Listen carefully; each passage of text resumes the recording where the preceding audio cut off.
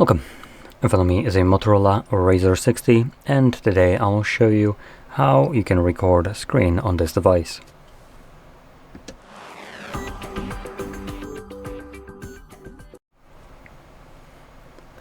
So, to get started, you will want to swipe down from the top of your screen twice, which will bring down your toggles, and somewhere in here you should be able to find the screen recording toggle. Let's see how long it takes me to find it. No, there we go. So you can see it's on the second page. Now, third page actually. Now, if you don't see this toggle anywhere, you can click right here on this pencil. Scroll down, and everything below this text right here are toggles that you can add to the list. So let's say I want to add the location instead of the screen recorder, which is already added. I would hold it, you can see it gets lifted up, and I can drag it above that text, drop it, and when I go back, it's now permanently added to this list. So once you have your screen recording found, first time around, hold it in here, and this will take you to the settings. In here, make sure your resolution is set to 1080p. If it is, good. If it's not, change it. 720p is not a good resolution for 2026. It was for 2008. Anyway, moving on, we have frame rate. Set that to 60. Now you can also utilize dynamic if you want to, but I personally recommend 60 because for the most part, if you're planning to use this kind of recordings for some kind of social media usage or anything like that, we don't have bitrate control in here, and the bitrate will be partially assigned along with the frame rate. So if you record at dynamic and whatever you're recording is being recorded at a higher frame rate over 60, let's say 120. In this case, when you upload it to social media, it cuts off half of the frames to basically go back to 60, which subsequently also means that it halves the amount of bitrate that the video had, which potentially will make the quality of it or lack thereof it a little bit more visible, something that could have been potentially avoided with more frames. But because you're cutting off the frames, it could be more visible. Now, to give you an example of what bitrate affects, when, for instance, you're recording at a low bitrate, which again, we don't have control here of it, but it is still internally assigned. When you record something and it's in motion, you will sometimes notice that, for instance, the edges of things that are very contrasty, so for instance, like the white versus the black or blue kind of background, what will start happening when you look closely in there is that the whiteness is very kind of smudgy, and it's kind of missing where the kind of black ends and the white begins, and just kind of starts to fuse together, and you have this kind of like unclean edge, which here it's just a, should have been just a straight little outline. But with a low bitrate, this phone will not be able to keep this kind of information in motion, and it's gonna smudge it up to save that bitrate because it needs to capture the entire screen, and only when it stops moving will it actually start to make it a little bit clearer with time, as it can then continuously increase the quality of it because nothing is changing on the screen. So that's usually what you need to look for in a low bitrate. Anyway, going back in here, we have a recording time limit and file size limit. I don't recommend changing those. Unlimited, in my opinion, is good. The reason I don't recommend it is because, number one, size limit, there is plenty space on this device. Now, if you're struggling with space, then maybe you want to set it up, but if you're struggling with space, I think the better solution will be just to clear some. And in terms of time limit, I find it that if I were to record video, for instance, such as this one, we're using screen recorder, if I select the time limit, I might be still talking about something. I might not have gotten to the finish fully, so it will just cut me off in mid-sentence. Not the best, so I will stop it myself when I'm done. And then we have record touch points, which will record a semi-transparent gray dot wherever your finger was pressing the display. I'm gonna keep this on just so you can see how that looks like.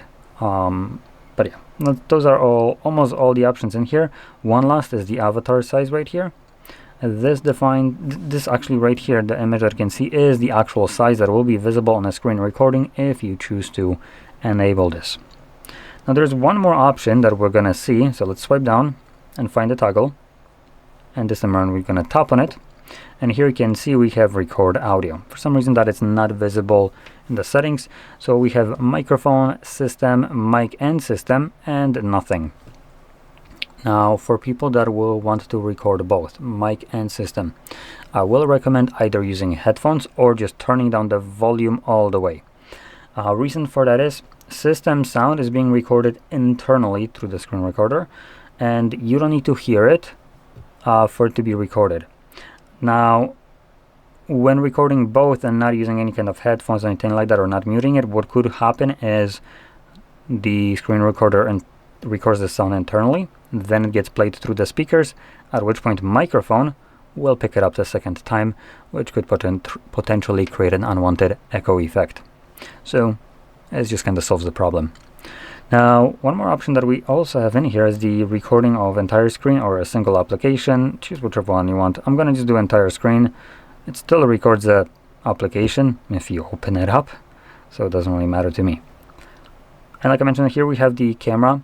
Don't worry, we don't even need to enable it just yet. We can also do it after clicking record. You can click right here, for instance. Now we do have a 3-second countdown before it starts recording, and then it gives us a notification to indicate that it is now recording. And with that in mind, we can open up most applications and just willy-nilly record them. If I had internet, now to show you all the options that we have right here, which this overlay won't be visible in the recording, by the way. Now you'll be able to also see this little dot. It's going to be more visible when I'm playing this back. Here's the camera. Now you can move this around if you want to. For some reason with this,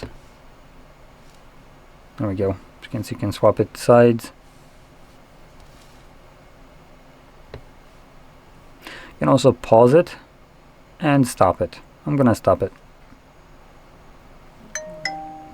So this will save your screen recording to your Photos application. So I'm just gonna open that up. Usually will be in the Google's folder.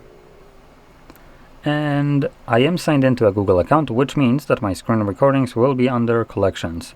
If you are not signed into Google, albums are actually visible in the Photos tab for some reason. If you are, the application adds collections tab, which wouldn't be present before.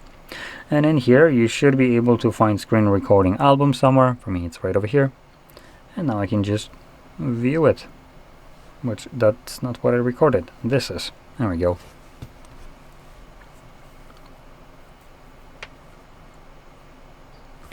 Now while this is playing back, I do want to quickly mention limitations of screen recording, which you probably will encounter at one point while trying to record something. So applications, and I mean strictly applications for the most part, have the ability to turn off feature which is called, I believe, drawing over other apps. Now, by the way, this is the dot, the touch points. But anyway, so they have the ability to turn it off. There is no option for you to change if you want to re-enable this. It's just a app developer that can do this. You have no control over that. If an application does it, that's it. But you can't do it. This feature is designed for privacy and security of the user. Now, it's being most commonly used in bank applications, which do block this for malware purposes. If you were to have some kind of malware on your device, and that malware is trying to record screen or capture screenshots whenever you're putting your pins or passwords, with this being disabled, such a malware cannot see anything on the screen. So you can safely put in your passwords without worrying that some malware is basically spying on your inputs. Now, banks also do give you alternative ways of capturing usually what you'd probably want to capture in a bank, which would have been most likely a transfer confirmation, which in bank applications, when you have such a thing open, meaning the transfer specific one, you'd click on it and click on the three dots, and typically you would have a drop-down menu with options such as download confirmation, or something that would basically imply that you're going to download this specific transfer's confirmation of payment. Now, bank applications aren't the only ones that use this. Also, streaming platforms use this, all of them. Now, they use it not to protect the privacy and security of the user, but they do it to protect themselves on your behalf, on your device, which you paid money for, and it is your property. And they never even asked for your permission to do so. It's like, you know what, it's as though you would have a car and piece of shit Google would come in, open up your car with, I don't know, their hacky little bullshit way, get in, drive, and then come back and park it and pretend like nothing happened. I mean, we didn't need to ask you. It's your property, but hey, it's fine. You didn't need it that time, right? And even if you did, tough shit. I have generally a problem with this because I have never given them permission to do that, specifically things like Netflix, which come pre-installed with a lot of devices, specifically the one that I use.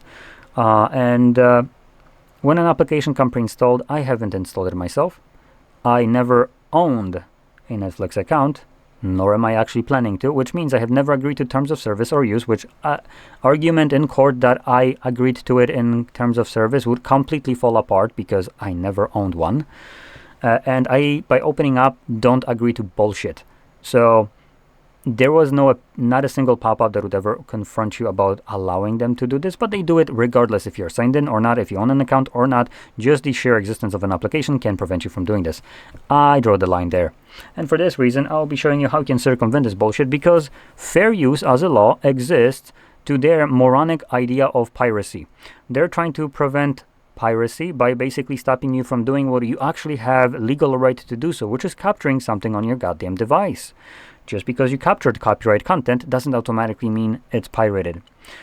There is a little bit more nuance to it, and I'm in no way a lawyer, but I am going to try to explain this as I go through, just so you're aware of what to look for and when it's okay and when it's not. And this is to my understanding. And this is, for the most part, how this works in US as far as I'm aware. So anyway, we're going to open up our browser. And in here, make sure you use a Google search, not because it's good, but because it's going to be the one that gives us Reddit results. It's basically a garbage deal that Google has, which allows them to index Reddit search or Reddit threads through Google, which some other engines might not have that ability. So in Google, we're going to search for pstream.mov alternatives. Now this is one search term that I can use. Another one would be something like, for instance, free alternatives to Netflix or any other streaming platform name.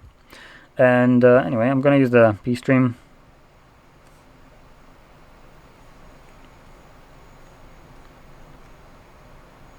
There we go.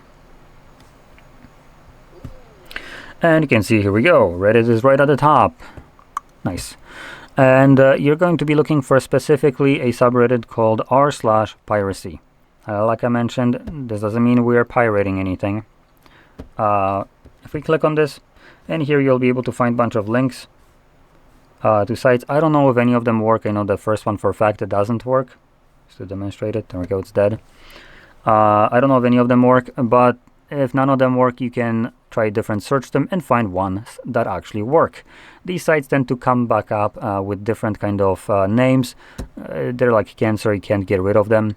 They just keep on coming back. And you know what, for us, that's actually kind of good. And using any of these sites, just going there, completely fine. Viewing content though, now that will be very circumstantial. If you plan to view content, and you're like me, you don't own any kind of subscription to anything, now that is piracy. Piracy isn't actually sharing only, it's actually also includes viewing copyrighted content without really having the right to do so, so meaning without basically active subscription.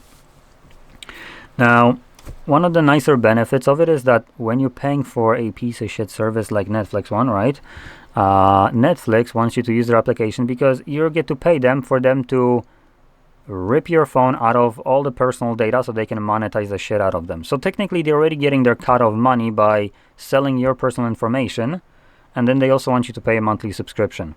Now, if you're already paying them, you can get rid of the application from your phone and use this instead, as far as I'm aware, because hey, you're paying them for a subscription. That doesn't mean that they also get a free willy-nilly access to all your personal data. Now, by viewing content there and paying for a subscription, you should be fine. Capturing that content screenshot-wise should be fine. I don't think there's any kind of limitations to that one, as, again, you're paying for it, so it's okay. Now, screen recordings on the other hand side, now that's a little bit of a different ballpark, as fair use allows for usage of copyrighted content up to, I believe, 30 seconds. So that goes, for instance, for music as well. If you have music in your videos, as an example, on YouTube, as long as they're below that time frame, they don't get copyright strike. But if they do, YouTube automatically flags it and like basically gives the revenue, entire revenue from the entire video to the holder of those rights. And that's kind of where the problem begins. If you don't have a subscription, view this there and capture it as well. Obviously, at this point, you're viewing it, which is already bad. You're capturing it, and then if you're sharing it, it's also kind of bad. So there is just, be aware of that. And like I said, in no way am I a lawyer, and I could be misrepresenting this kind of explanation as what I understand right here. So make sure you do your due diligence. But I'm just trying to give you some kind of alternative ways of trying to achieve something that you should be, in my opinion, and you got them right to do so. It is your device, and there should be not a single application that can dictate what you can do on your phone, especially if you've never given that permission explicitly to that application. It coming up with an idea, oh, just because I exist, I can do this, is not unacceptable to me. So this is a solution. Now, that basically sums it up. So one more thing that I do want to mention is why this works. Through browser, don't block it. It needs to be the application that would block it, and it does it out of the box usually. So because browsers don't block screen recordings and screenshots, no matter what the content that you'd be viewing there will not affect this kind of capture. So that's why it works. And that's why we're circumventing this by viewing it through some random sites instead of through Netflix. So anyway, with that being said, I hope you found this very helpful, and if you did, don't forget to hit like, subscribe, and thanks for watching.